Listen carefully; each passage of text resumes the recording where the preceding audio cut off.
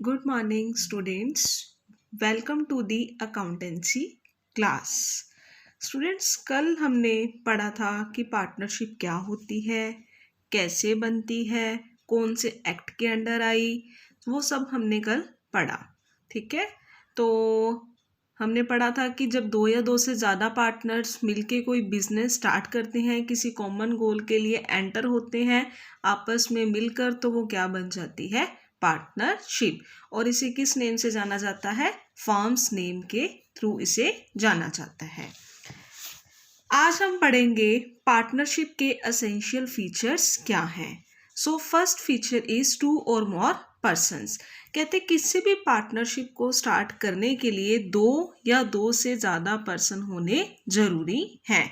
ये हमने कल भी पढ़ा था, मैंने आपको बताया था कि पार्टनरशिप को स्टार्ट करने के लिए एटलीस्ट 2 पर्सन होने ज़रूरी हैं। और बैंकिंग बिजनेस के केस के अंदर मैक्सिमम नंबर ऑफ पार्टनर्स जो हैं वो 10 होते हैं एंड अदर बिजनेसेस के अंदर मैक्सिमम नंबर ऑफ पार्टनर्स कितने होते हैं, 20। Next is agreement. कहते पार्टनरशिप जो है वो किसका रिजल्ट है, एग्रीमेंट का। ठीक है, कहते partnership is the result of an agreement between 2 और मोर पर्सन्स टू डू बिजनेस। कहते जब 2 या 2 से ज़्यादा पर्सन वॉलंटरी अपनी इच्छा से मिलके कोई बिजनेस स्टार्ट करते हैं तो उनके बीच में एक एग्रीमेंट होता है और उस एग्रीमेंट के थ्रू वो अपने प्रॉफिट्स और लॉसेस को क्या करते हैं, शेयर करते हैं। So the agreement becomes the basis of relationship between the partners. कहते एग्रीमेंट जो है ऑरल भी हो सकता है और रिटर्न के फॉर्म के अंदर भी हो सकता है। बट अगर कोई डिस्प्यूट अराइज हो जाता है तो उस डिस्प्यूट को सॉल्व करने के लिए कौन सा एग्रीमेंट जो प्रेफर किया जाता है, रिटर्न एग्रीमेंट। नेक्स्ट नंबर पे आया है बिजनेस। जो एग्रीमेंट पार्टनर्स के बीच में होता है वो किसके रिगार्डिंग होना चाहिए, बिजनेस के रिगार्डिंग। अगर कोई एक पार्टनर या दूसरा पार्टनर आपस में मिलके जो कोई प्रॉपर्टी परचेज कर लेते हैं तो वो जो है पार्टनरशिप नहीं होगी। पार्टनरशिप जो है वो किस चीज़ की होनी चाहिए, आपका उस चीज़ का सेल और परचेज का बिजनेस होना चाहिए जो आपस में मिलकर आप उसको चलाएं। ठीक है, फॉर एग्जाम्पल जैसे रोहित और सचिन ने क्या किया, एक प्लॉट ऑफ लैंड परचेज किया, वो उसके ज्वाइंट ऑनर्स बन गए, पर ये जो है वो पार्टनर्स नहीं है, ये पार्टनरशिप के अंडर नहीं आएगा। आपका उस चीज़ का अगर बिजनेस है, आप उस बिजनेस को प्रॉफिट कमाने के लिए यूज़ कर रहे हो, आप खरीदते हो सेल करते हो, खरीदते हो सेल करते हो, then it will be called partners. Next है म्यूचुअल एजेंसी।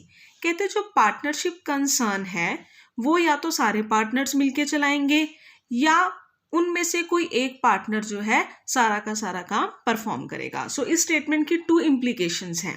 ठीक है, फर्स्ट क्या है कि सारे पार्टनर्स मिलके बिजनेस के अफेयर्स को क्या करेंगे, कंडक्ट। और सेकंड क्या है कि इसके अंदर एक म्यूचुअल एजेंसी है, मींस अगर एक पार्टनर बिजनेस की बिहाफ पे कोई वर्क परफॉर्म करता है तो उसके किए गए काम के लिए बाकी सारे दूसरे जो पार्टनर हैं वो लाइबल होंगे।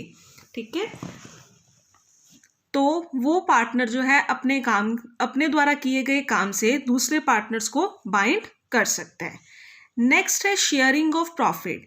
बिजनेस के अंदर जितने भी प्रॉफिट्स होते हैं, लॉसेस होते हैं, सभी पार्टनर्स जो हैं मिलके जो उनकी एग्रीड रेशियो है उस रेशियो के अंदर उसे क्या करते हैं, डिवाइड।